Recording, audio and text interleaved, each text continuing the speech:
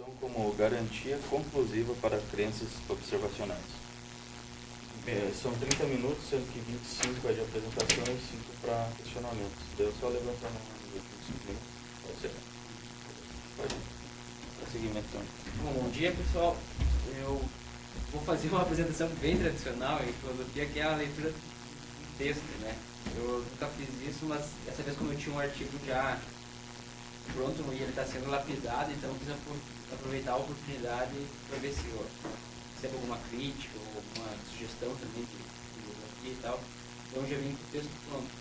Eu tive que retirar uma seção dele também, que era onde eu apresentava um pouco mais a posição do McDo, mas eu creio que não vai fazer falta. Talvez se fizer alguma coisa na hora das perguntas eu posso esclarecer. Então eu vou passar já para a leitura que eu pensei no texto de uma maneira que fosse bastante clara, então se eu ficar explicando por fora vai acabar ficando redundante a apresentação. Bom, McDo e a percepção como garantia conclusiva para crenças observacionais. McDo pretende nos livrar da ansiedade filosófica acerca de um possível constrangimento racional por parte da realidade em nossas crenças. Ele alega fazer isso dissolvendo o problema da relação entre mente e mundo, mostrando que, se corretamente entendida, essa relação deixa de ser misteriosa e problemática. Nesse trabalho defenderei que McDo, ao tentar nos livrar de uma ansiedade, ocasiona uma nova. Se assumirmos uma concepção internalista de conhecimento, como pode a mera presença de um estado cognitivo factivo servir de garantia conclusiva para uma crença? Argumentarei que essa mera presença não pode desempenhar a função epistêmica que McDo almeja para ela, e que ele propõe essa hipótese por acreditar que uma garantia menos que conclusiva para nossas crenças, observacionais no caso, nos levaria ao ceticismo.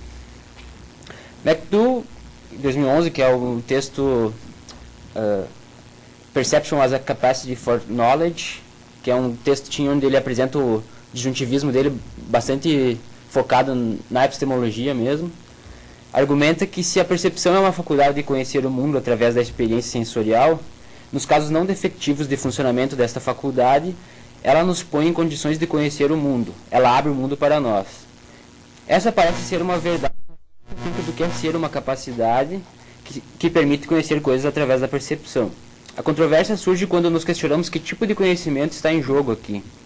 Para McDo, o conhecimento em questão é do tipo tradicionalmente denominado internalista, que se dá no interior do espaço lógico das razões. Conhecimento que é ato da racionalidade do sujeito, que envolve o conhecimento de suas próprias garantias, de suas credenciais. Feita essa especificação, podemos dividir o disjuntivismo de McDo como tratando de dois problemas em princípio distintos.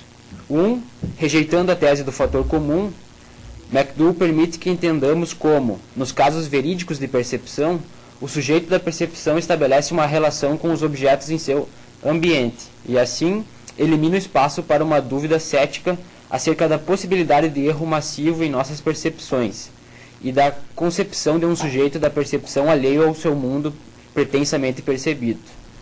2. Como somos seres racionais, essa mesma capacidade que nos põe em relação com os objetos do ambiente nos fornece, em virtude do conteúdo conceitual que tem, uma garantia conclusiva, infalível, para nossas crenças observacionais. Quer dizer, essa faculdade permite termos um conhecimento infalível de tipo internalista acerca do mundo externo, eliminando qualquer possibilidade lógica de ameaça de ceticismo radical. A ideia de McDo é que, em virtude de já ser conceitualmente articulada, a percepção pode participar do espaço lógico das razões. Desse modo, a minha visão de que há uma árvore diante de mim serve de razão para a minha crença de que há uma árvore diante de mim. McDo diferencia entre percepção de algo e a crença nesse algo justamente para que a visão, enquanto algo distinto da crença, possa servir de razão, garantia ou credencial racional para a crença em questão. Como essa garantia é factiva, pois na percepção verídica o mundo se abre para mim e o objeto mesmo está diante de mim, a justificação da crença é mais que ótima, ela é conclusiva, não deixa espaço para a possibilidade de erro.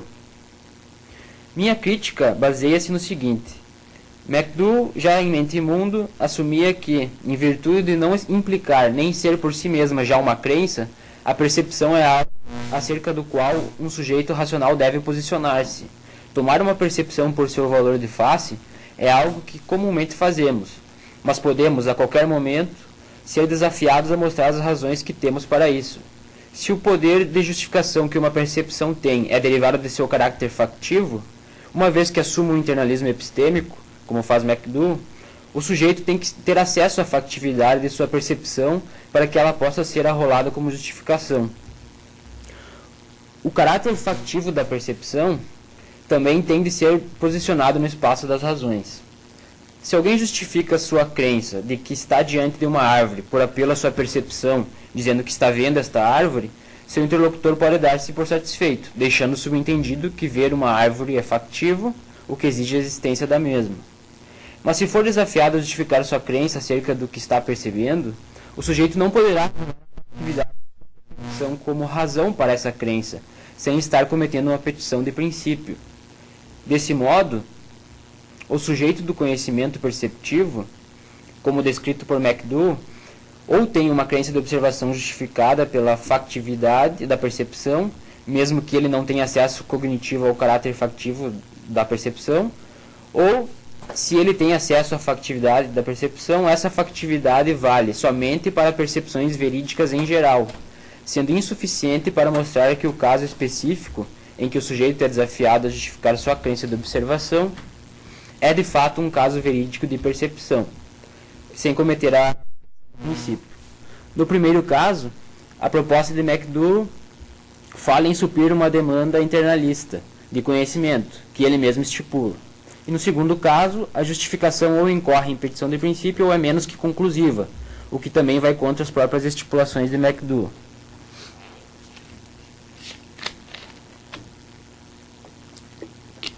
McDowell argumenta que nossa faculdade de percepção é falível, mas que seus usos particulares não devem ser entendidos como falíveis, e sim como defectivos ou não defectivos.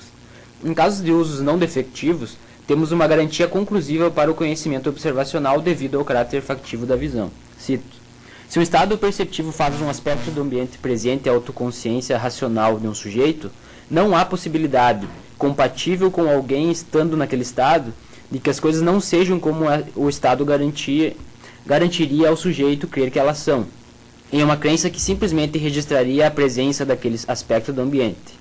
A garantia para crer que o estado fornece é irrevogável e não pode ser minada.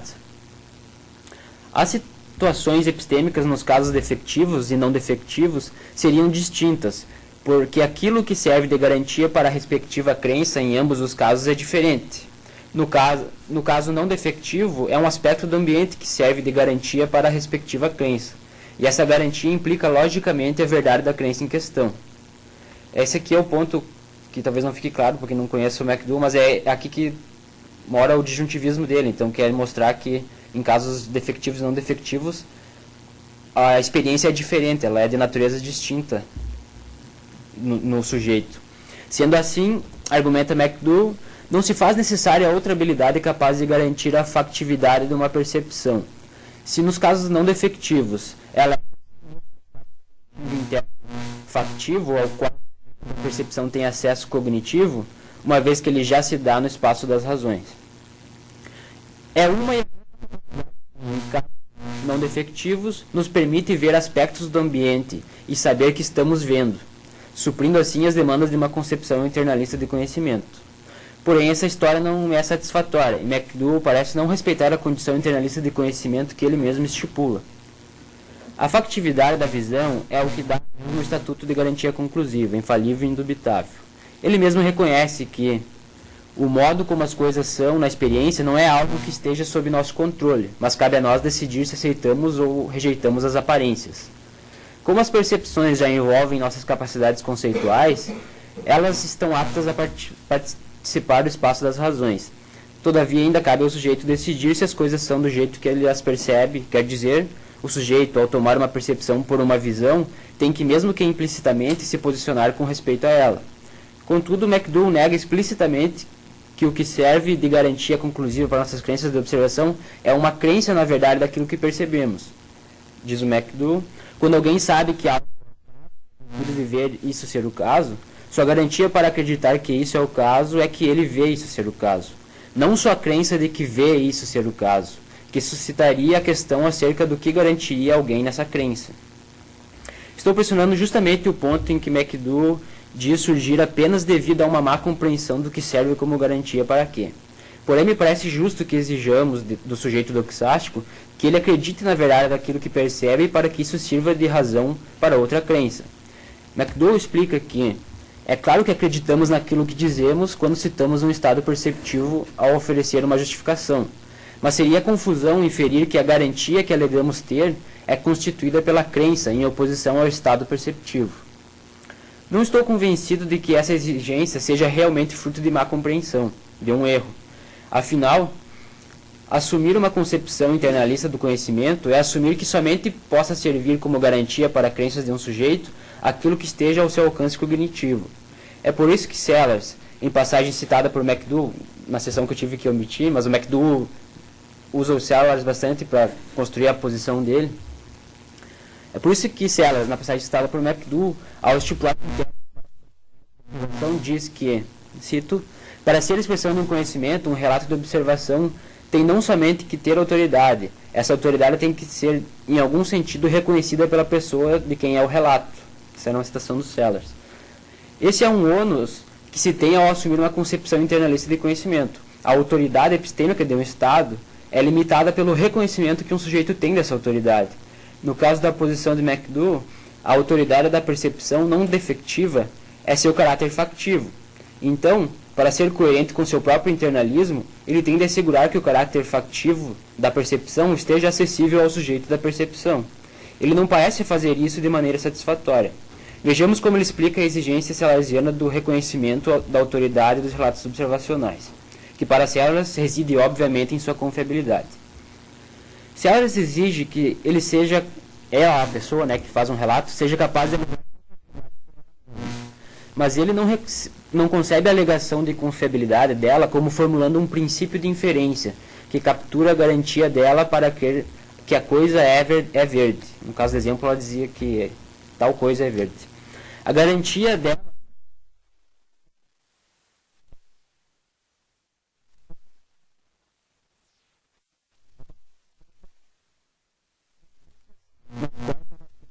verdes.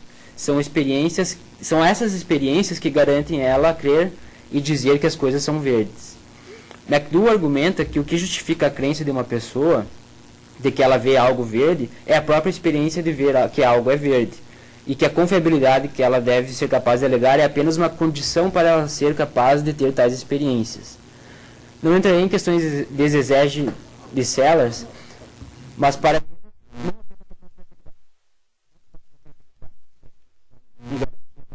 experiências particulares, como fica explícito na citação acima. Enquanto McDowell entende a autoridade capaz de justificar crenças de observação como residindo no caráter factivo de certas percepções, Sellars a entende como residindo na confiabilidade de nossa faculdade perceptiva. Para um internalista como Sellars, a mera existência da confiabilidade perceptiva não representa ainda nenhuma propriedade epistêmica. Sellars, coerentemente com o internalismo, defende que, se é aí que reside a autoridade epistêmica que nos interessa, então ela tem de ser reconhecida pelo sujeito epistêmico. No caso de McDowell, é a factividade que deveria ser reconhecida para desempenhar o papel epistêmico de garantia para crenças.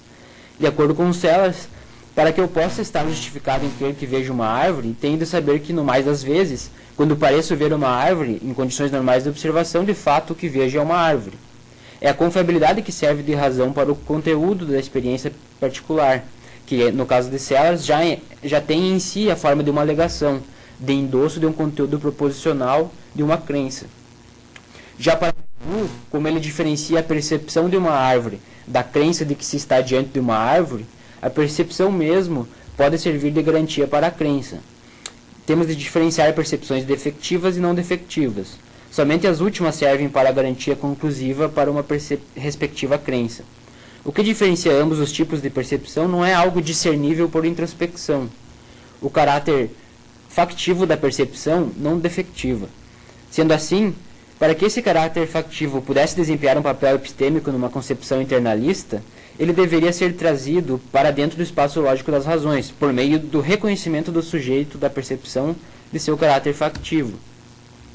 McDowell nega que precisemos de outra fonte, além da própria percepção, para que, nos casos não defectivos, tenhamos uma garantia conclusiva à nossa disposição. Ao que parece, é em virtude de, num caso de visão, um fato se apresentar diante do sujeito que faz com que essa percepção sirva de propriedade fazedora de conhecimento para certas crenças. Porém, como diz Sellars, fazer esse movimento, no entanto, seria paradoxal, pois isso envolve negar que a presença direta de um fato é ela mesma conhecimento, pois a apreensão direta para aqueles que desenvolveram esse conceito é quase que invariavelmente tomada como o próprio paradigma de conhecimento propriamente dito. Se o que eu argumentei até aqui é correto, McDowell tem um problema. Ou o caráter factivo de uma percepção não defectiva não é reconhecido e, portanto, não pode desempenhar um papel na garantia de crenças em uma concepção internalista do conhecimento, pois ele nunca adentra no espaço lógico das razões, ou a factividade da percepção é reconhecida sempre que ela tem um caráter factivo devido ao seu caráter factivo, o que não passa de uma petição de princípio. E se esse for o caso, a percepção seria uma faculdade infalível. Não há um argumento a priori à disposição de McDowell capaz de garantir a factividade de uma atualização particular da faculdade perceptiva, pois elas são todas contingentes. Uma análise do conceito de percepção, no que diz respeito a animais racionais, como faculdade de conhecimento, simplesmente exige que a percepção nos põe em condições de saber racionalmente algo acerca da realidade, na maioria das vezes. Quando ela funciona bem, e as condições são normais, aquilo que nos aparece na percepção é o caso, e logicamente nossa percepção é factiva. Entender que o que nos aparece nesses casos são os aspectos de nosso ambiente, que o mundo se abre para nós em nossas percepções não defectivas, é uma excelente maneira de evitar os problemas cartesianos acerca da transposição da lacuna entre o mundo subjetivo e o mundo objetivo. Porém, por si só, isso não nos oferece uma garantia conclusiva para nossas crenças de observação. Como internalistas, devemos exigir que essa factividade seja reconhecida para que desempenhe um papel epistêmico. O sujeito da percepção, como descreve McDowell, pode basear suas crenças perceptivas em dois tipos distintos de aparências, as factivas e as não factivas. Contudo, este sujeito não considera enquanto factivas ou não factivas, o que impede que seu caráter factivo corresponda a um posicionamento no espaço lógico das razões. E se ele toma uma experiência por factiva, McDowell deixa sem garantias para esse posicionamento.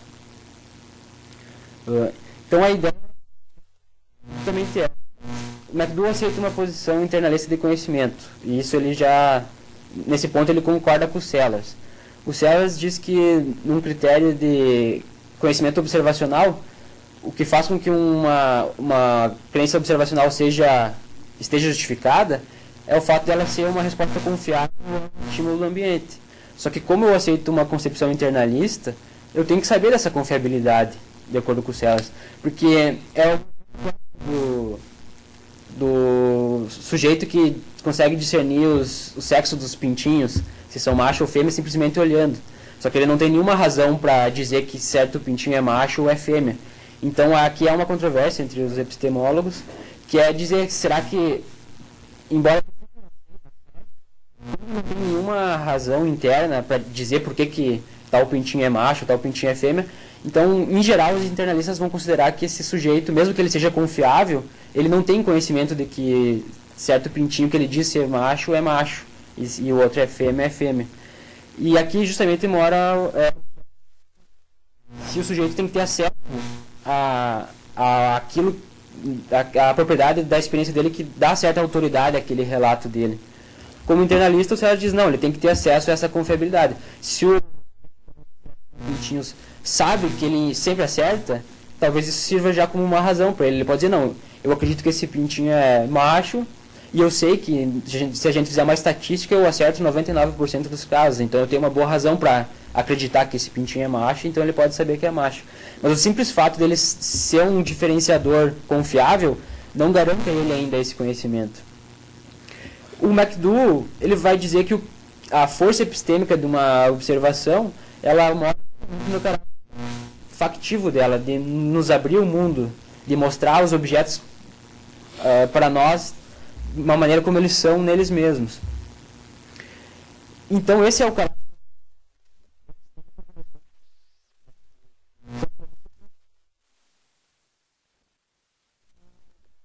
diferenciador desse século de pintinhos. O fato de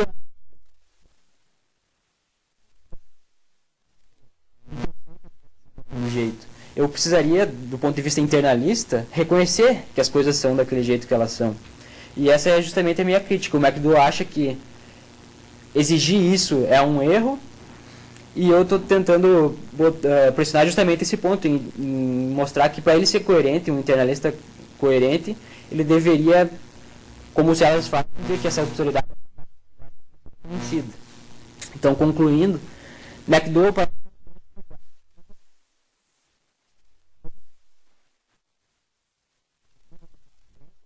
é insatisfatório.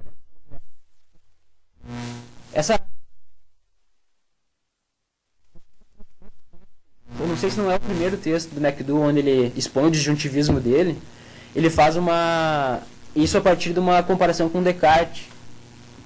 Que o Descartes, lá nas Meditações, ele rejeita a garantia que a gente tem da existência do mundo, lá na dúvida metodológica.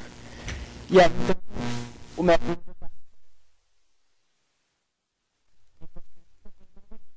mas do ponto de vista do sujeito, da introspecção, eu não consigo diferenciar entre as percepções que são verídicas e as que não são.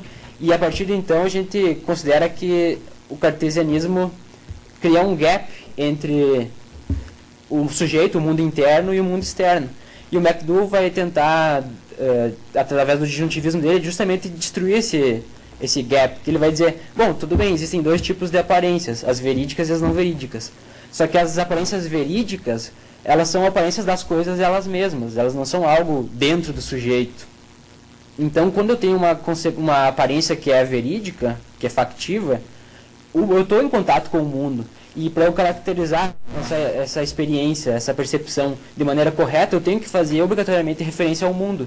Por quê? Porque a aparência que eu tenho é daqueles copos ali, por exemplo. Então, se eu não fizer referência ao mundo, eu não vou ter como caracterizar essa percepção de maneira correta. Num caso de alucinação ou de engano, as coisas que eu...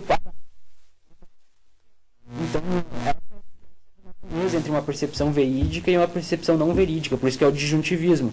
Nos casos de verídica, é o mundo que está aberto para mim, e para eu descrever isso corretamente, eu tenho que fazer referência ao mundo. Então, eu só tenho um sujeito que percebe se há um mundo também, e ele percebe esse mundo. No paradigma cartesiano, como a gente entende, é tradicionalmente entendido, há esse gap e a gente nunca sabe se existe realmente um mundo. Nunca pode saber isso, a não ser que prove a existência de Deus. Então, o mundo fica em suspensão. E é que o McDowell desenvolveu o disjuntivismo dele, para mostrar que a gente tem uma maneira de garantir a existência do mundo exterior, que é uma má concepção do que é uma percepção, achar que há esse gap insolúvel entre a subjetividade e o mundo objetivo. Então, por isso eu encerro com uma provocação do McDowell como cartesiano também. McDowell parece não ter se livrado de toda a quando a conclusiva para nossas crenças é insatisfatória e nos leva ao ceticismo. Ele crê que uma garantia menos que conclusiva só parece satisfatória por oposição a vislumbrar uma alternativa a ela. É por negar que ele verídica desempenha um papel que não pode ser desempenhado em uma concepção internalista de conhecimento. McDowell, como Descartes, está buscando uma base segura para o conhecimento. Ele também crê que, cito Descartes, não devemos de dar certas e indubitáveis, do que as que nos parecem manifestamente ser falsas. Então, está na seção que eu omiti na leitura aqui, que Descartes acha que uma posição falibilista da percepção ela é inaceitável porque ela deixa em aberto sempre a possibilidade de a gente estar errado. Isso cria, segundo ele, um ceticismo quanto ao mundo exterior, porque eu nunca tenho certeza de que eu estou em contato com a realidade, assim como Descartes. Essa é a atitude que impede McDowell de, como Sellars, recorrer como justificador de nossas crenças, elemento justificador de nossas crenças observacionais.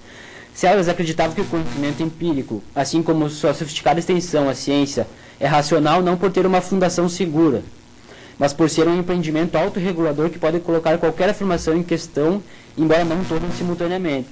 McDowell almeja uma garantia inquestionável. A garantia que temos para nossas crenças de observação pode ser menos que conclusiva, não necessariamente porque entendemos mal a falibilidade da nossa percepção e acreditamos que cada atualização dessa faculdade é em si falível. Podemos aceitar um disjuntivismo acerca dos tipos de aparências percebidas, e que quando vemos algo, é o mundo que se abre diante de nós. O que não podemos aceitar enquanto internalistas é que a factividade de um estado perceptivo desempenhe um papel epistêmico sem que ele seja apreendido enquanto factivo.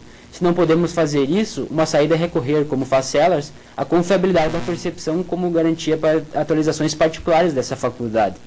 Nesse caso, nossa garantia seria falível. Porém, poderíamos parodiar a frase de McDowell dizendo que uma garantia menos que conclusiva para nossas crenças de observação somente é vista como insuficiente para o conhecimento por aqueles que ainda não abandonaram o projeto cartesiano de buscar um fundamento indubitável para o conhecimento. É isso. Muito obrigado.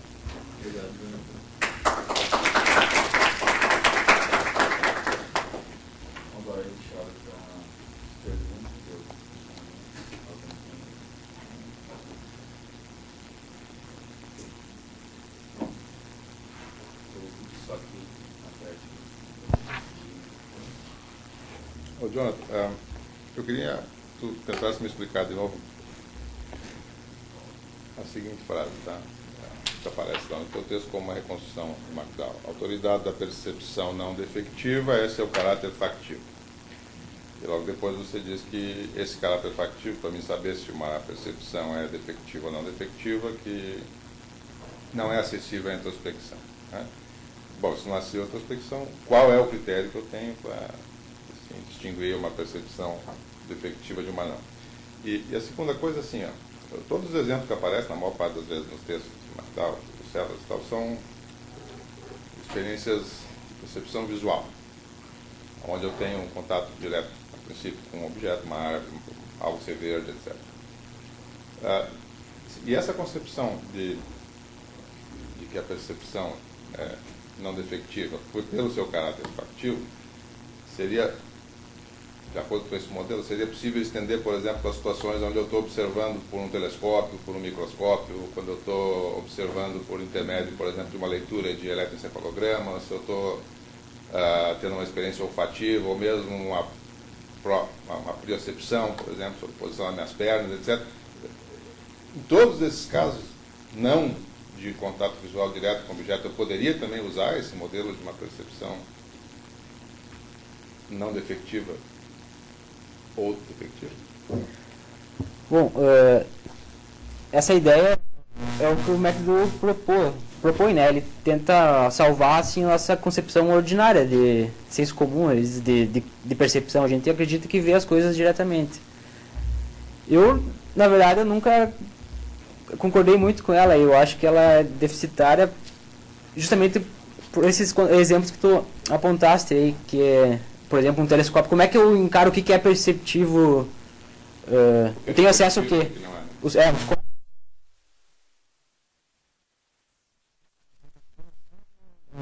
Se eu olhar por um microscópio, o que eu vejo é uma célula. Mas eu vejo a célula ou eu vejo certas cores e tal. E essas cores que são factivas, digamos, e a existência das células ou de átomos, que seja, é algo já teórico. Eu nunca consegui ler nada do McDowell acerca disso. Ele parece que às vezes, eu não quero ser injusto com ele também, mas ele diz que as pesquisas científicas acerca da percepção e tal, elas não comprometem a concepção dele de epistemologia. Eu acho que, ao menos, ele deveria ser mais explícito quanto a isso. Eu acho que comprometem.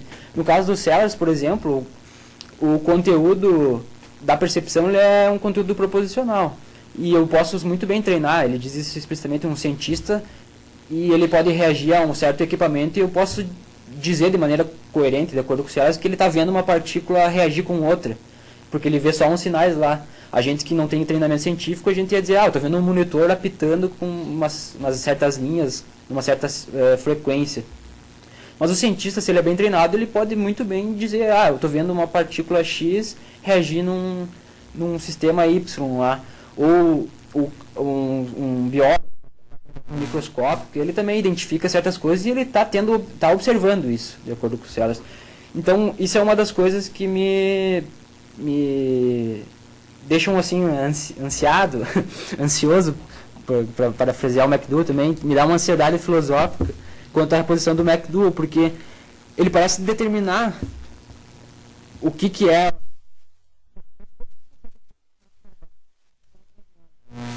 quais são exatamente que são observáveis, eu não sei. Como certamente uma vaca é observável, mas agora a olho nu, mas esses exemplos limites, como tu botaste, eu não sei qual seria o tratamento dele. Por isso que eu em geral, não aceito muito, porque ela parece se delimitar ainda mais o caráter infalível da percepção, nos casos em que ela funciona bem. Ele parece dizer que a estrutura da realidade, como nós a percebemos, ela é imutável, a gente nunca poderia revisar aquilo que a gente percebe. Já num caso mais de um filósofo que é mais cientificista, como Sellars, ele vai dizer, não, a gente pode ser que o desenvolvimento da ciência nos mostre que tudo aquilo que a gente acreditava perceber, na realidade não existe, do ponto de vista ontológico, de uma ontologia última. Embora existam enunciados verdadeiros sobre copos e sobre vacas e sobre cores, a gente pode descobrir que cores, por exemplo, são algo que está na nossa cabeça e não no objeto, não é uma propriedade de objetos tridimensionais.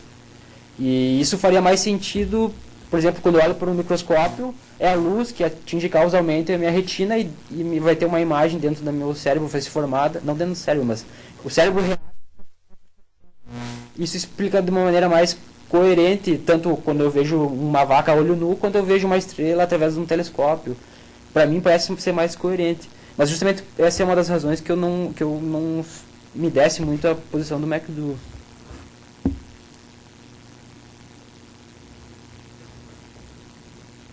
Mais uma questão.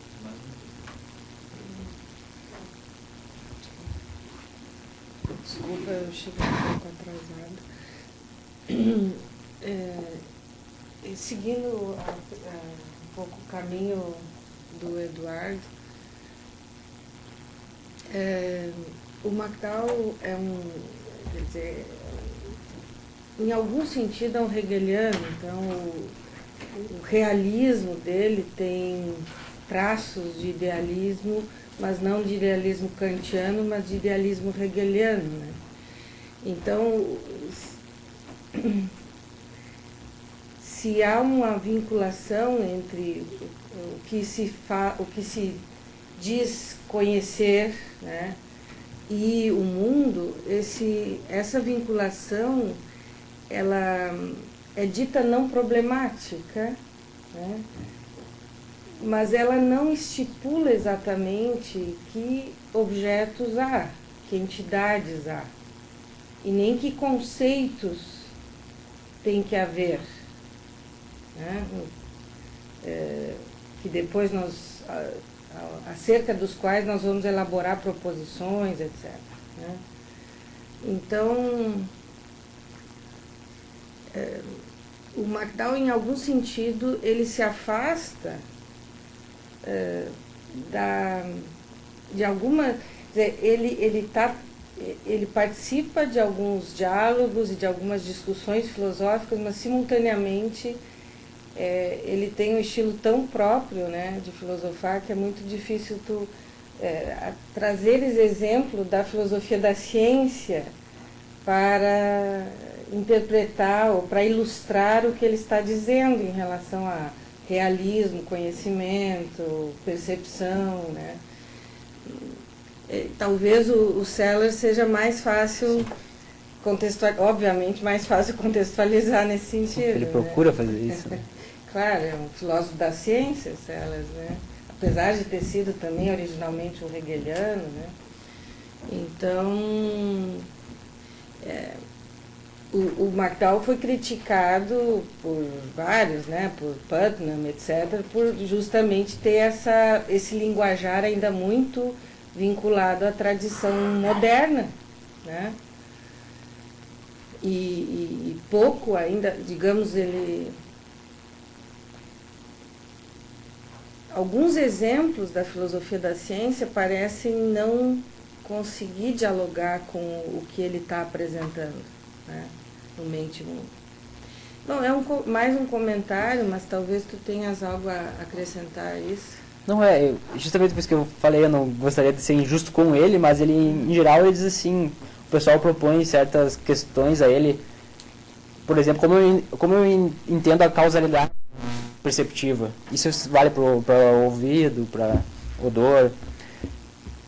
Na posição dele não há uma explicação da relação causal entre o objeto e isso, hoje em dia, a ciência cognitiva, ela trabalha direto com isso, né? Então, como é que isso afeta? E ele não tem uma resposta para isso. Só que ele diz, ao mesmo tempo, que, como a professora comentou, a posição dele não é incompatível com isso, mas ele não está tratando desses problemas. Então, ele é meio sabonete nessas discussões, assim. Realmente é difícil de pôr em geral crítica a ele vai dizer, não, isso aí não... Talvez não entenda a minha posição de jeito, minha posição não é incompatível com o que o cientista cognitivo faz lá no laboratório dele. Mas o que ele está fazendo lá também não é filosofia não é epistemologia, não é filosofia da percepção, da ação, do sujeito consciente no mundo. Então é bem assim mesmo. E claro, ele tem uma brecha também que ele diz que a realidade, embora ela seja conceitual, quais conceitos, como o professor falou, não estão determinados. E embora talvez a conceitualização mais adequada para uma percepção seja uma que por enquanto não está disponível, não quer dizer que aquilo já não era daquele jeito naquela época. Nós que não tínhamos as ferramentas conceituais suficientes para conceitualizar ela. Então ele também ele é um filósofo bastante tem um canivete suíço assim de respostas e tal. Então é difícil dar uma crítica que vá puxar o tapete do McDowell. Então ele tem essas aberturas, mas é difícil mesmo tratar alguns assuntos com ele. A gente tenta. Só uma pergunta, tu mencionaste a discussão com Tyler Birch? Não, nesse texto não, mas eu conheço ele. Esse é um exemplo em que ele diz que não, das críticas que não aceita, mas eu conheço essa discussão. Sim. Muito obrigado.